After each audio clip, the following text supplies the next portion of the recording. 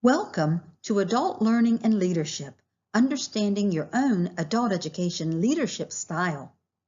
Managing and leading Title II programs of the Workforce Innovation and Opportunity Act requires a unique set of leadership skills that enable you to navigate the program changes while maintaining a productive and happy staff. This module is designed to give you a few tips and resources for using and expanding your current leadership skills to meet WIOA demands. This module should take approximately 45 to 60 minutes to complete. It is divided into 3 sections: the meaning of leadership, styles of leadership, and creating a culture of learning. You can complete the module in one seating or stop and return as your schedule permits. Throughout the module, you will have an opportunity to pause and reflect on various topics we discuss, as well as jot down responses in the leadership packet. The packet was attached to the leadership email you received. Before you begin this module, you will want to make sure that you have printed the packet and have it with you as you view the module. You will bring the completed packet to the leadership training event on October 10th and 11th. So let's get started. The slides will advance automatically, so simply click on the play stop icon when you need to pause to work in the leadership packet or reflect on one of the questions. By the end of this module, you will be able to define leadership and its characteristics, particularly as they relate to your role in adult basic skills. You will be able to determine your own leadership styles and use your leadership skills to create a culture of learning in your adult basic skills program.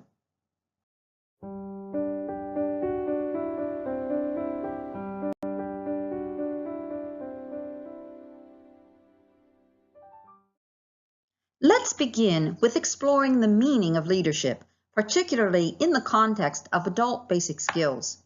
Do you remember your boss from the very first job you ever had? As a brand new employee, what traits were you expecting from that boss? In your leadership packet on page 3, jot down 4 traits you expected from your boss. Just press the play stop icon to stop this video while you complete your assignment. How do your answers compare to those found in research studies on traits that workers desire from their boss?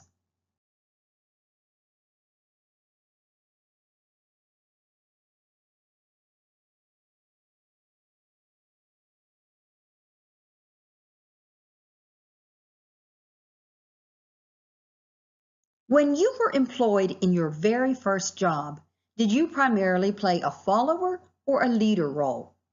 Most of us have played both roles during various job experiences.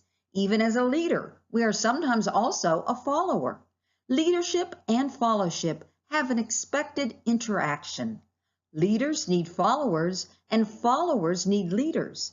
This relationship can be complicated at times, however, depending on the level of motivation and influence.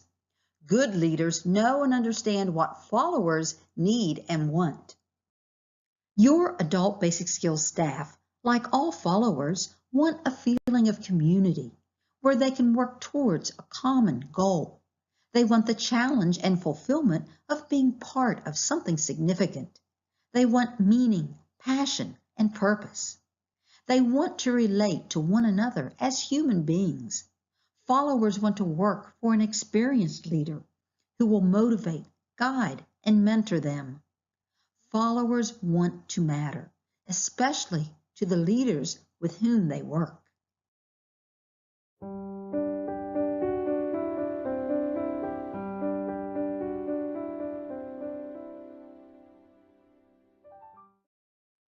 Now that we've examined good traits that bosses might possess and the expectations and needs of followers, think about the term leadership. How would you define leadership? Thousands of studies have been published in the last several decades to accurately and precisely define the term. Social scientists have tried to identify what abilities, traits, behaviors, sources of power, or aspects of the situation determine how effective a leader will be in influencing others. Let's examine some definitions. Consider the following two definitions of leadership. Leadership is the ability to convince people to follow a path they have never taken, to a place they have never been, and, upon finding it to be successful, to do it over and over again. And leadership is an influence relationship among leaders and followers who intend real changes that reflect their shared purposes.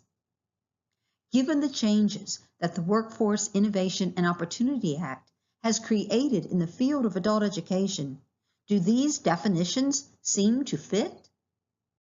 Now, let's listen to Doug Lennox talk about his definition of leadership. You'll want to open another window in your browser and insert the URL shown on the screen. The video is just 3 minutes long, and I think you'll find it very interesting. Hit the play stop icon on your screen to pause this video while you watch Doug.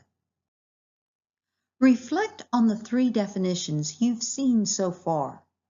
Which definition seems the most appropriate to your role in adult basic skills?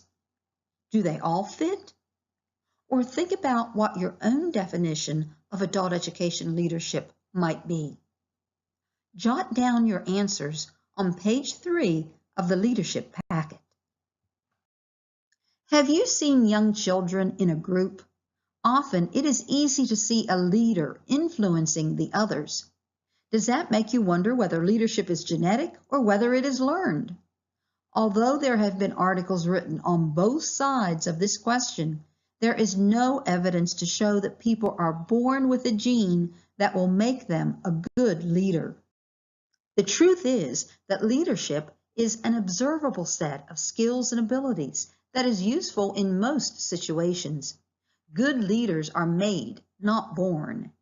Any skills and abilities can be strengthened, improved, and enhanced if a person has the time, practices the skills, and gets feedback. It requires self-study, education and training, the use of coaches and role models, and ongoing experience necessary to support the effort.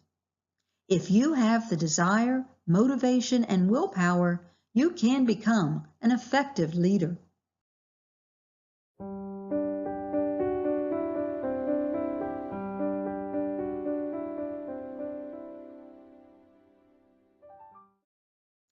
Hopefully, you have now determined your definition of leadership, and you know that regardless of your gene pool, you can become a more effective leader. So what are the distinguishing characteristics of a good leader in adult basic skills? What skills or attributes are necessary? Close your eyes for a minute and think about the very best boss you have ever had. What characteristics did he or she possess?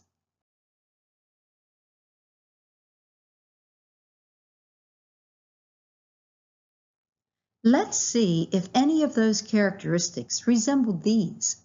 The book entitled The 8 Dimensions of Leadership describes characteristics of the most effective leaders.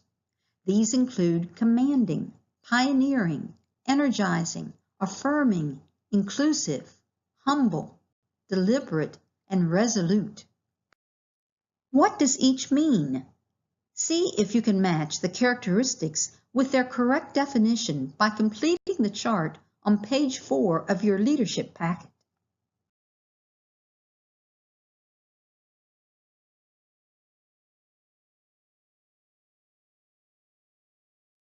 If you had to list how many of those characteristics you possess, how would you do? While all of the characteristics are important, as an adult basic skills leader, you may find that some of them are more critical than others. If you had to select 3 of the most important characteristics of leadership, what would they be and why?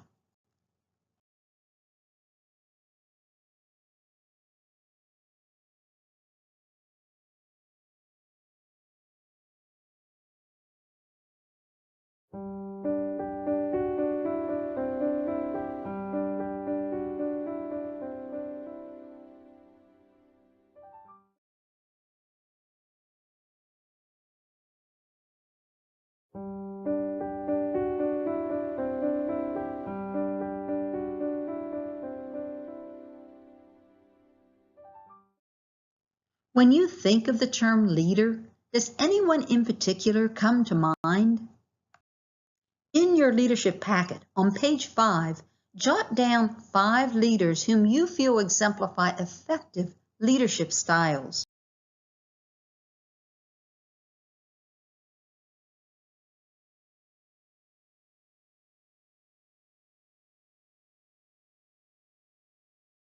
Did your list include any elected officials or world leaders? What about other world leaders, such as Joseph Stalin, Fidel Castro, or Adolf Hitler? Do they fit our definition of a leader? Take a look at our definitions again and see what you think. What is the obvious difference between the leaders you jotted down and leaders like Stalin and Hitler? One could certainly say that influencing followers and working toward positive outcomes make a big difference in differentiating between well-respected and feared leaders. You probably would also see differences between their leadership styles. In the 1930s, Kurt Lewin and his colleagues performed leadership decision experiments and identified 3 different styles of leadership related to decision making. Those categories of leadership styles are still used today. They include autocratic, democratic, and laissez-faire. While effective leaders may use different styles for different situations, they primarily reflect one of the 3. Let's take a closer look at each. The autocratic style of leadership has also been called directive and controlling. Using this style, the leader makes all decisions for the group without consulting them.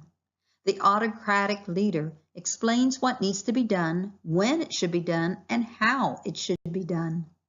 The autocratic style of leadership may be a good choice when there is little time for group decision-making, where the motivation of people to carry out subsequent actions would not be affected whether they were or were not involved in the decision-making, or where the leader is the most knowledgeable member of the group. Steve Jobs was a good example of an autocratic leader.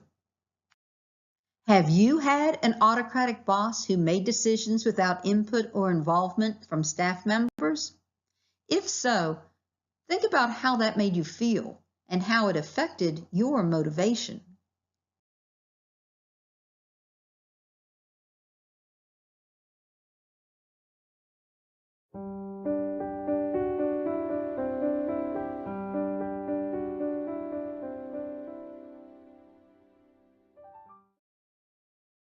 The democratic leadership style is also called participative. A good democratic leader encourages participation and delegates authority, but never loses sight of the fact that he bears the crucial responsibility of leadership. Compared to the autocratic style's focus on control, the democratic style is characterized by guidance. Decisions are made by consulting, involving, and getting input from their teams. It can be problematic, however, when there are a wide range of opinions and there is no clear way of reaching an equitable decision. John F. Kennedy was a good example of a democratic leader because he valued the generation and sharing of ideas among his staff, involved them in decisions, and encouraged creativity in problem solving. The laissez-faire leadership style is also called permissive and non-directive. With this style, the leader's involvement in decision-making is minimized since he or she exercises little control over the group and may not even participate in the process. This approach leaves the team with little direction. Members of the organization are allowed to make their own decisions. This style assumes that individuals are motivated by internal forces and can be left alone to direct themselves. Mahatma Gandhi was a laissez-faire leader.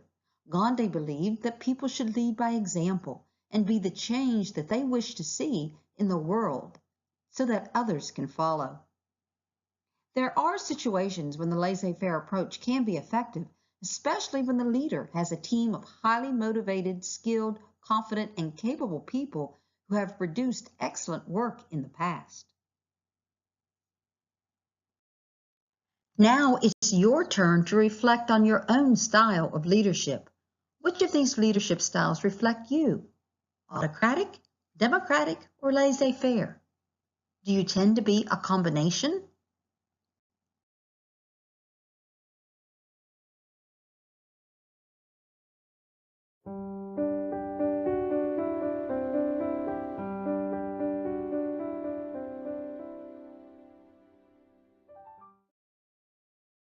Here's another approach that looks at leadership styles from a slightly different viewpoint. In their book, Primal Leadership, Daniel Goleman, Richard Boyatzis, and Annie McKee describe 6 leadership styles that have different effects on the emotions of those that follow. We describe these as emotional leadership styles. Browse through the next 2 slides for definitions of these 6 styles.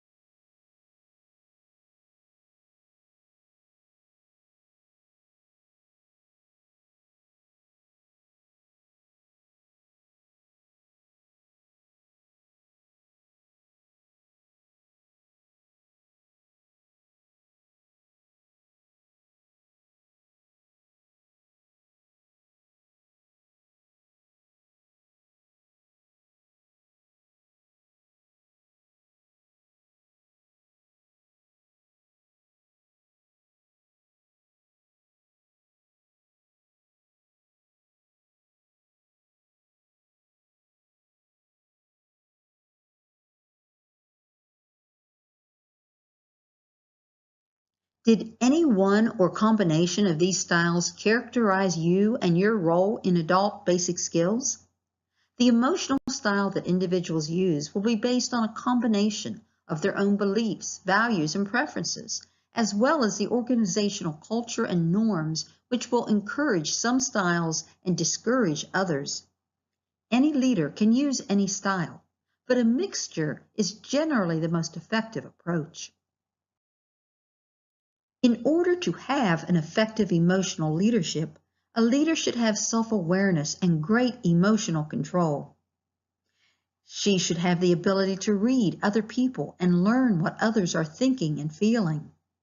Have an understanding of why people act the way they do, and the ability to manage and influence others' emotions, diffuse and de-escalate tense situations, and bring people out of their shells. Now that you have a better idea of leadership characteristics and styles, how do you measure up? In your leadership packet on page 6, you will find a leadership inventory that will give you a better idea of your strengths and potential as an effective leader. After you complete the inventory, ask yourself, would my staff rate me the same way? If you really want to find out, we have included a staff version of the inventory on page 7, so your staff can anonymously rate your leadership style and characteristics.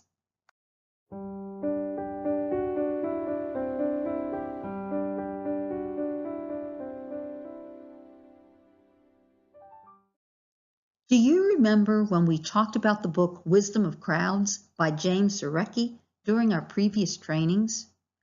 Surowiecki espouses that a group of well-informed individuals like yourselves can make better recommendations than any one individual or a couple of experts. Thus, a leader's task is not to make all of the decisions and tell everyone what to do. Rather, a leader's task is to create a learning culture in which everyone learns, everyone teaches, and everyone uses their talents to their fullest potential. Okay, you say, so how do I create a learning culture? One way to begin the process is to conduct a learning culture audit. Although there may be no one best way to do this, a simple diagnostic can help you assess your program and your staff's orientation to learning. It describes the characteristics of cultures that encourage learning and of those that block learning. While the learning culture self-audit is not exhaustive, it may help you assess how you're doing as a leader of a learning culture. The audit is located on page 8 in your leadership packet. We invite you to consider each question carefully and think about your behavior and that of your colleagues. You might also want some staff members to complete such a survey to get a sense of how they feel you and the entire program are doing. You don't have to complete the audit right now, but just be sure to have it finished by October 10th. By taking organizations through this audit, leaders begin to demonstrate that they are willing to ask tough questions and are interested in hearing answers that are honest rather than reassuring. If you are managing a program, you are probably spending 80% of your time managing day-to-day activities, 18% of your time reacting to unanticipated crises, and 2% of your time being proactive to improve program services. If you are managing a program but also providing effective leadership, you could be spending 60% of your time managing day-to-day activities, 10% of your time reacting to unanticipated crises, and 30% of your time being proactive to improve program services. By building a learning culture, responsibilities are shared and your burden is eased. So you've completed the self-audit and you are ready to build or expand upon a learning culture in your program. What do you do first? One of the most important steps is making sure you are clear on how much you value learning. If you aren't motivated by learning, you won't be able to inspire others to learn. As a leader, you set an example for everyone in the program. We invite you to do a little self-assessment. What have you learned in the past year? What new concepts and principles are you using today that you weren't using last year? How many nonfiction books have you read, not skimmed, in the past year? How often do you ask yourself, what will I learn today? If you open yourself up to learning, you will motivate others to do the same. In adult basic skills specifically, the literature shows that learning takes place in a context of relationships and a sense of community connection. In other words, learning and leadership are interwoven, demonstrating the importance of relationship building in an adult education environment can impact our students' learning experience. Research studies show that when teachers and students are able to connect in a relationship, a feeling of mutual respect and understanding was generated and learning was increased. Likewise, leading staff and faculty in a way that values the relationships between leader and team will in turn model this behavior for them to practice with their students. Think about how you could foster that love of learning among your adult basic skills staff. What would that look like in your program? In your leadership packet on page 10 are a few examples of how you could implement some learning culture strategies. Take a look at them and then think about others you might try.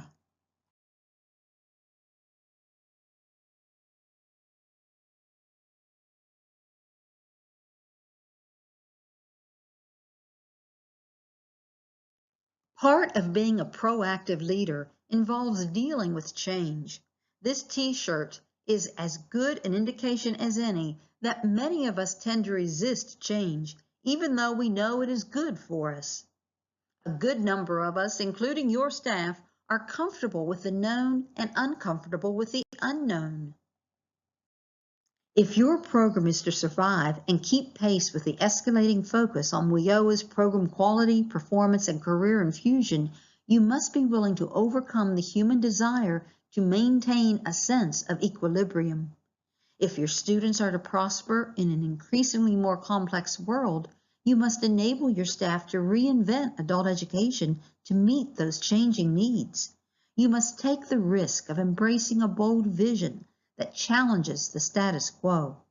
You must be proactive in providing opportunities and support for staff members to work together to deal with change and challenging program issues. Since the passage of the Workforce Innovation and Opportunity Act, the adult education field has undergone considerable change.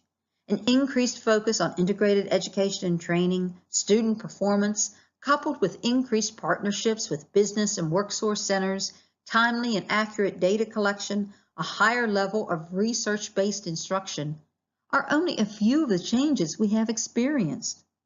Although the changes have been significant, the reality of implementing those changes, and more importantly, making the changes stick, are rather difficult.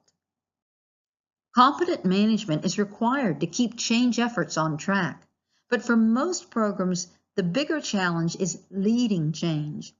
Only leadership can blast through the many sources of program inertia. Only leadership can motivate the actions needed to alter behavior in any significant way. And only leadership can get change to stick by anchoring it in the very culture of the organization. A learning culture, by its very nature, is a change agent. It can promote positive change as well as respond to unanticipated change. By creating the expectation that staff members will regularly review their work and explore options for improvement, you set the stage for successful change processes. Much of what directors do is solve problems and make decisions. New directors in particular are sometimes forced to solve problems and make decisions by reacting to them. They are under the gun, stressed, and very short for time. Consequently, when they encounter a new problem or decision they must make, they react with a decision that seemed to work before. It's easy with this approach to get stuck in a circle of solving the same problem over and over again.